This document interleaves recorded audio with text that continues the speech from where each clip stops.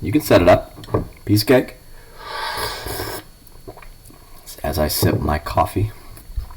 Alright, so that's going to be x plus 4 times x plus 2 is going to equal x times 3x plus 6. Okay. Cool, cool, cool. Alright, let's do this. I'm going to go ahead and distribute here on the other side with the x, and you need to double distribute here. So what's that going to give? X squared plus 2x plus 4x plus 8. 4 times 2 is 8 equals 3x squared plus 6x. Alright, we're working with x squareds, everybody. Remember how to do this. Get everything on one side of this equation, set it equal to 0, and then factor it. So, I got x squareds here and 3x squareds there. I think I'm going to subtract x squared on the other side, just to keep this positive, because that's going to give me a 2x squared right there. And then, let's see, 2x squared plus 6x. I don't want to do too much too quick. 2x plus 4x plus 8. And you know, I didn't even notice that we have like terms. I should probably put those together. 6x plus 8 equals 2x squared plus 6x.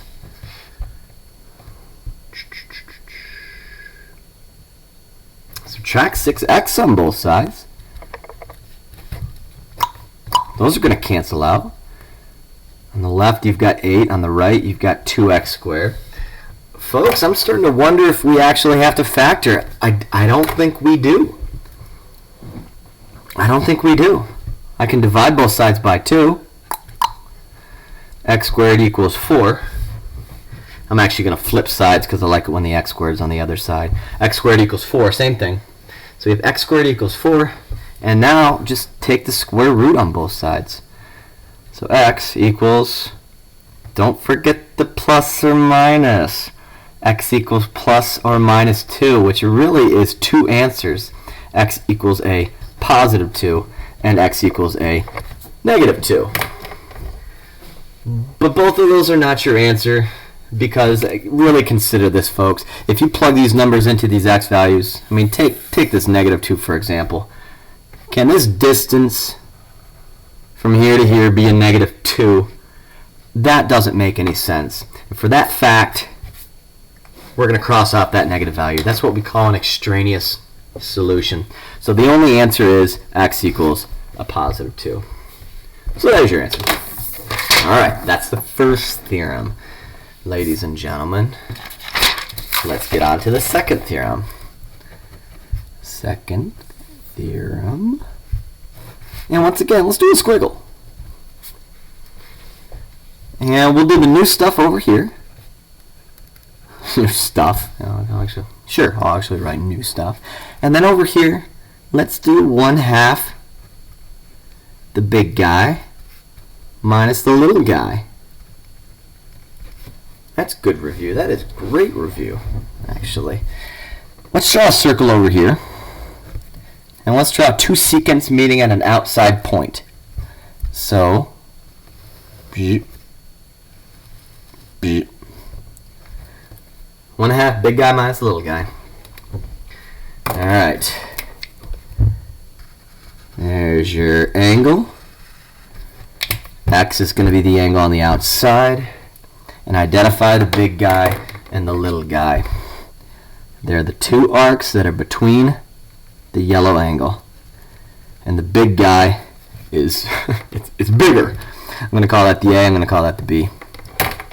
Now this is review, everybody. This is review from 10.6. It was really a 3-part theorem where we did 2 secants, then we did 2 tangents, and then we also did a secant and a tangent. But they're all the same thing. It's the outside angle equals 1/2 the big guy minus the little guy. The new theorem that I'm going to show you today. This is old. New theorem that I'm going to show you today. Very, very similar. In fact, it looks the same. Draw a circle. And draw 2 secants. but really, it's going to be kind of different. I'd like you to label some pieces. I'd like you to label the piece from here to here A. We're going to call that B, C, and D. This is a little more difficult than the last theorem. I need to flip back. That was the first theorem I gave you today. Super, super easy. Now, even though I'm working with A's, B's, C's, and D's here, a lot of kids like to think it's the exact same thing. Oh, is it A times B equals C times D? No, that doesn't make any sense. It only works for the very first theorem. This one's a little more tricky, so stay with me here, folks. Let's start this off, shall we? I'm going to work with different colors to see if I can make some sense of this. Here we go. This outside piece times the entire thing. So that's C. That outside piece times this entire distance. This entire distance, a lot of kids think it's CD. No. It's going to be C plus D. So one more time. The outside distance, C, times that entire piece, let me make this in neon yellow,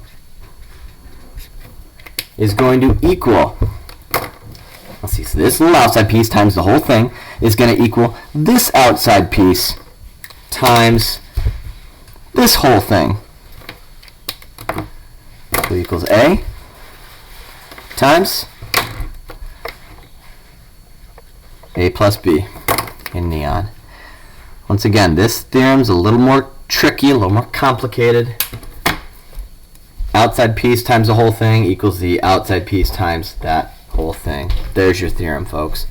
Let me give you an example. You need to see what this looks like. Example 2. Find x. I'm going to try to keep this on the screen so you can see it, so you can reference it. All right. Circle. Beep. Beep. There's 10, 24, 8, and x.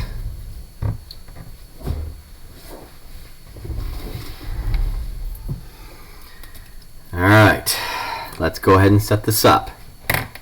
Here we go. This outside piece times the entire thing. 10 times the entire thing. 10 plus 24. You could just write that as 34. You know that total distance is 34. So I'm going to do that in my next step. I'm actually going to set it up kind of like how I have it set up from the theorem. Outside piece times the entire thing, add those two together, is equal to this outside piece times that entire thing. This outside piece times that entire thing. Alright, let's solve. I'm going to go 10 times 34. Go ahead and add those together. Is equal to 8 plus x. I should have distributed. You know what? We'll distribute the next problem. And we'll multiply together over here. So we've got 10 times 34. That's 340. Equals 8 times 8. 64. Plus 8x. Subtract 64 on both sides. 8x is going to equal to, what is that? 276? I think that's right. I don't have a calculator in front of me, folks, so I'm not sure where my phone is. I don't necessarily want to rush off and kind of find it in my house. I don't know where it could be. Levi probably took it. It's probably under his bed or something. 276, yeah, that's right. That's right. Divide by 8. X equals, I don't know. I know 240 divided by 8, that's 30. So it's got to be 30. Oh, this is not going to work out evenly. Gosh darn it. Okay, hold on. 3, 24, that's going to be a 3, 6, 4 times 32, that's going to be 4 left over. What is it, 34.5? 34.5. Folks, if I made a mistake on this, shoot me an email. Say, Mr. Kosal, come on, get yourself a calculator. Come on now. Find a calculator. Find your phone.